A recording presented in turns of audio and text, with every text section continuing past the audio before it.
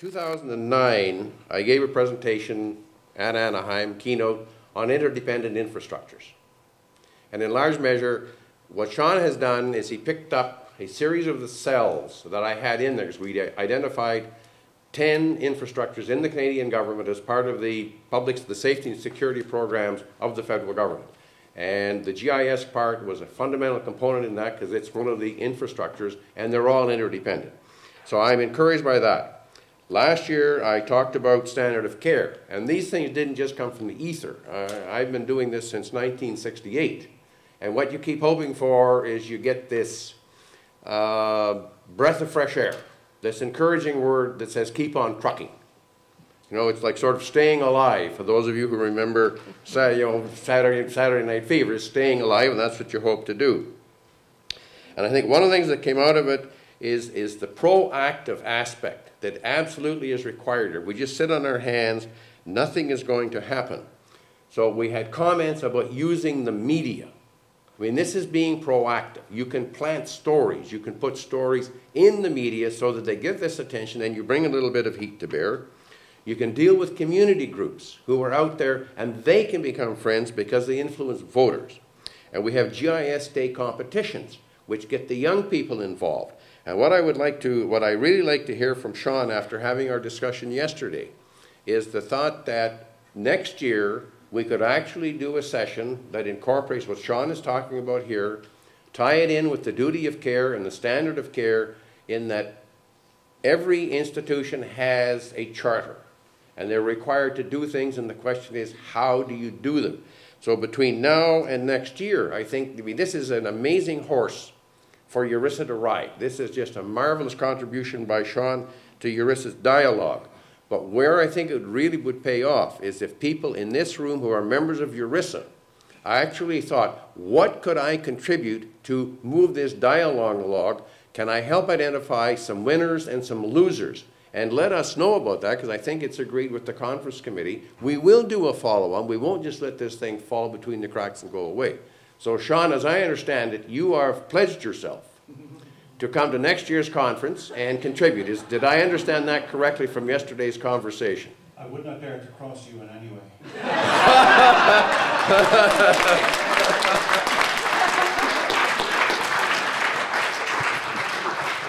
Smart man.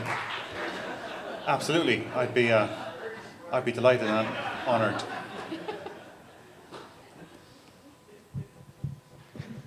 Stand up here. So I had a comment handed to me while I was standing back there about supporting education by getting GIS in the schools. So kind of a very similar concept, but to putting it in the legislature. Getting it in the schools, something that many of us have been trying to do for a long time. I don't know if that's something that's happening in Kansas, or if you might see it as an outcome from what you're doing.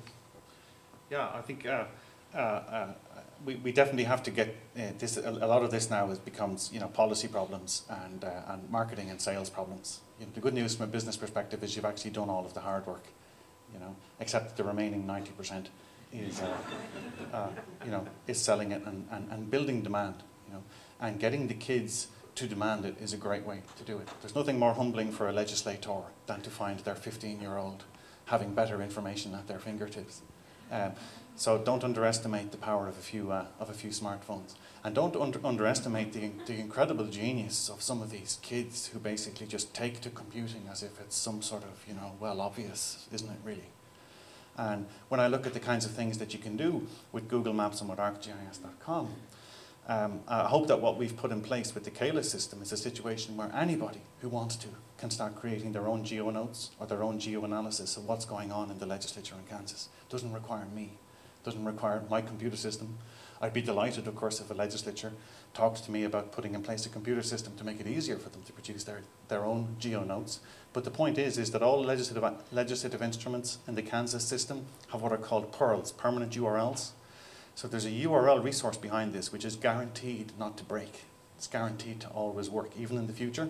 So when there's House Bill 7, when that number gets reused in 3 years' time, well, the House Bill 7 from 2012 will still get you to the asset for the House Bill 7 as it was in 2012. We've got a complete REST API here that serves up JSON and XML data structures.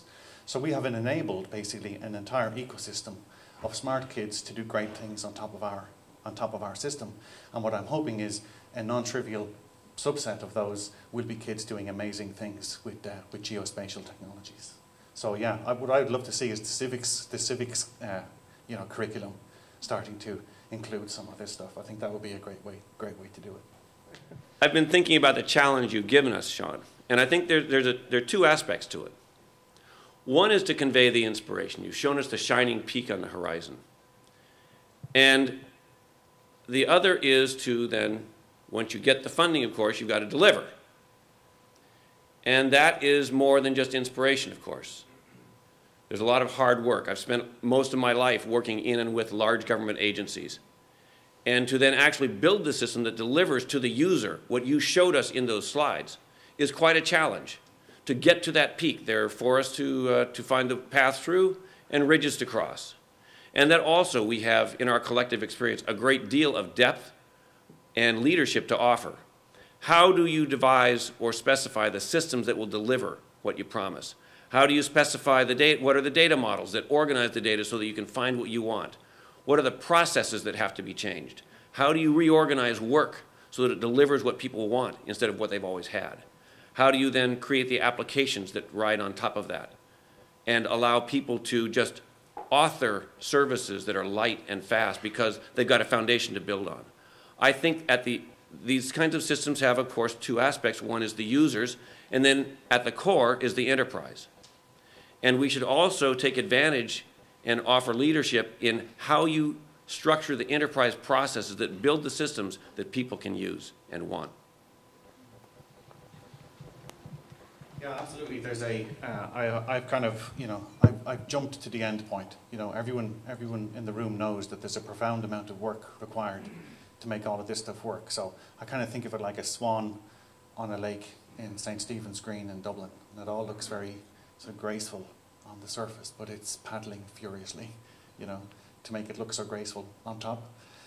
Making this stuff just sort of, giving it kind of dial tone levels of availability, making it very simple for legislators and lobbyists and citizens and so on to consume, takes a tremendous amount of effort and work.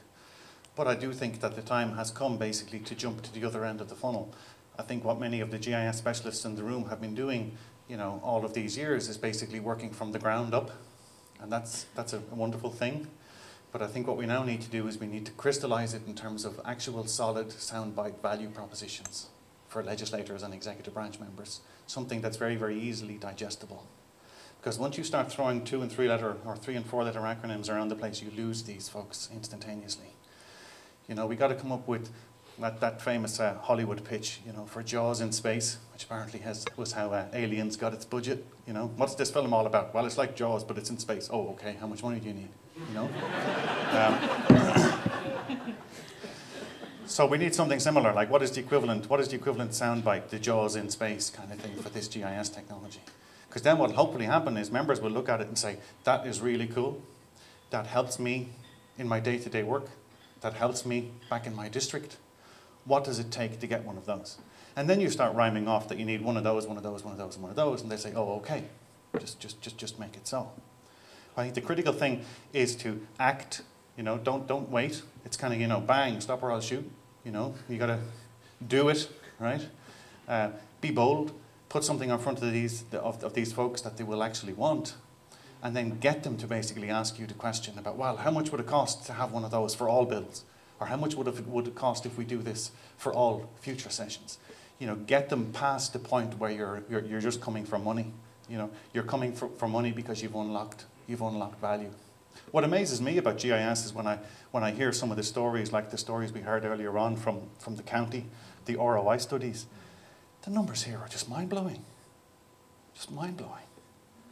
Compared to what most of the guys here will, most IT projects, well, we're going to put in a new version of Exchange Server, and over 10 years we think we're going to save 200 grand.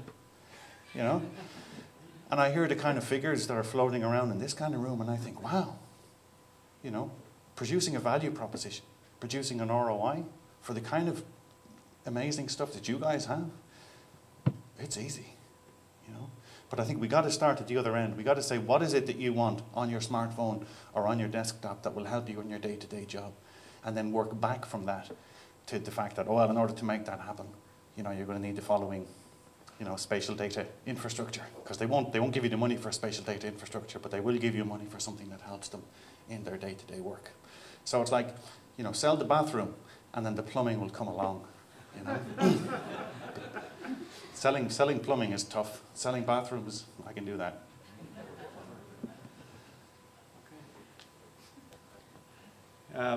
If it's quick, we got time for one more. You're gonna have to run, man. I don't move that fast, usually.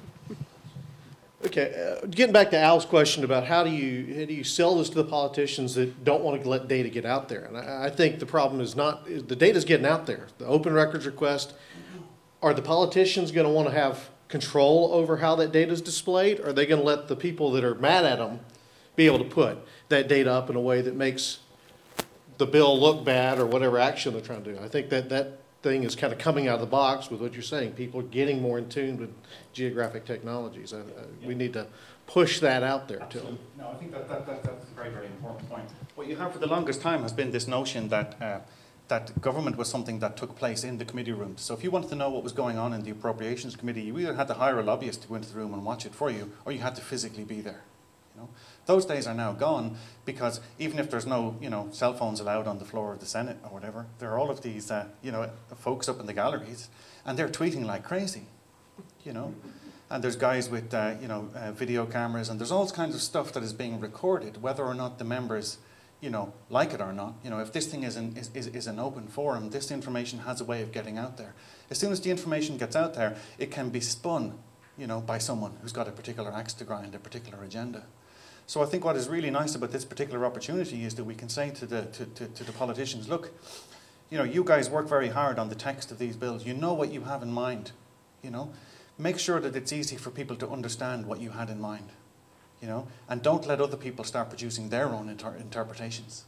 Now, I think from a democracy perspective, we absolutely do want a vibrant downstream collection of GeoNote mashups, where people are doing their own analyses about where the budget money is going to go, and how the education funds should best be spent, and how we should best deal with the pension fund shortfall, and all of those kinds of things. I think we want to enable all of that, but I think it makes perfect sense for the legislature as a body to say, here is our bill text, and here is a GeoNote that we as an organisation are producing along with that bill text. If other people want to have their own particular interpretation on it, then that's absolutely fine, but here's the authoritative one. So you make a profoundly important point that if the legislature doesn't do that, essentially what they're doing is the kids are going to come along, and the kids are going to start producing their own analyses. There's nothing that the legislature can do about it, and then that, you know, doesn't create a good situation. So I think in the interests of making sure that the public have the best available information about what the legislators have in mind for the bill or an amendment, producing a GeoNote for it just seems to me to be an obvious thing that they should do. Okay, with that, we are concluded, and let's give Sean another hand.